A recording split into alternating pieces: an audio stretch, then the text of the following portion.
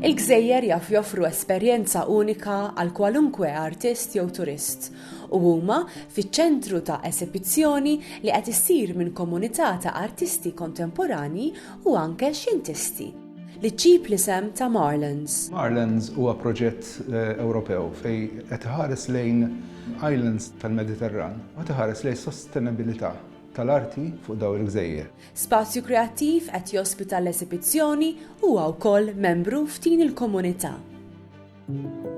Il-proġett stieden diversi artisti minn Mediterran stess ġifieri fuq international call u ma' curators minn kull gżira, ġifieri jiena il-curator għall-gżira ta' Malta, qed jinħadem sensiela ta' xogħol li jkun qed iħares lejn ċertu sostenibilità fl-arti.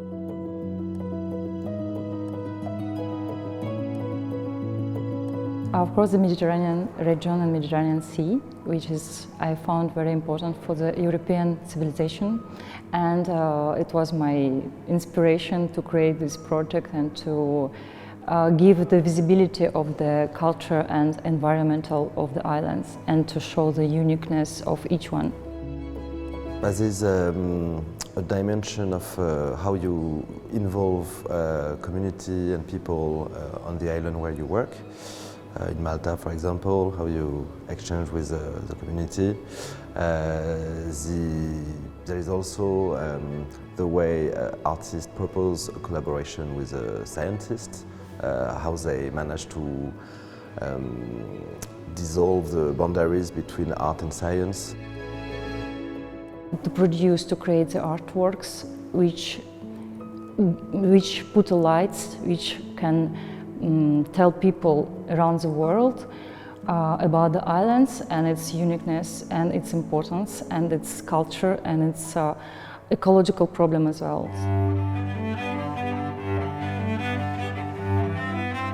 Edgar Saran ġie hawnhekk għall-ġimgħa biex jaħdem ġodda l-istudju ġewwa l-Malta Society of Arts li ġentilment tat dal-ispazju biex l-artist ikun jista' jaħdem u mbagħad ix-xogħol, ġifieri wara li jitlesta x-xogħol kollu ħajġi muri fi Spazju Kreattiv f'Diċembru.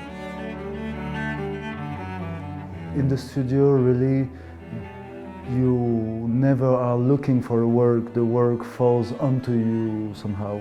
So it's mostly work, work and work, and at some point it appears.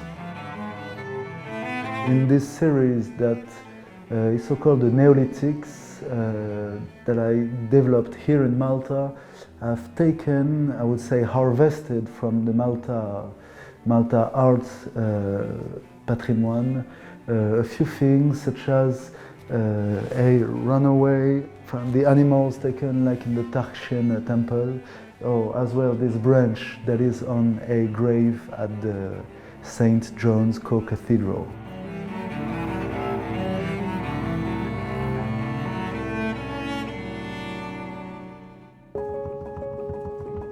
Il-proġett għandu diversi partners fih. Fil-fatt Malta hemm bħala partner Spazju Kreattiv fejn ix-xogħol ta' Edgar ħajġi muri hemmhekk f'Diċembru tal-is-sena.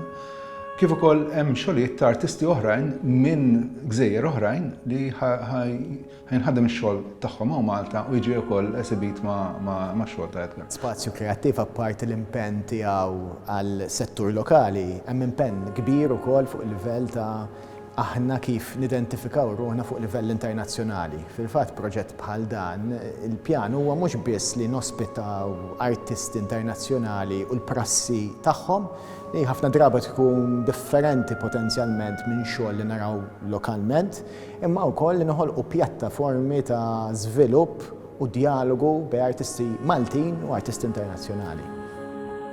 And this exhibition will take place not only here in Malta, also it continues on other islands. I'm very happy that 3 of the artists selected and 2 exhibited here are from Push. And they spent some time here and they all really loved it. The exhibition proposed people not just to see the ready-made artworks, but also to feel the experience that invited artists lived here.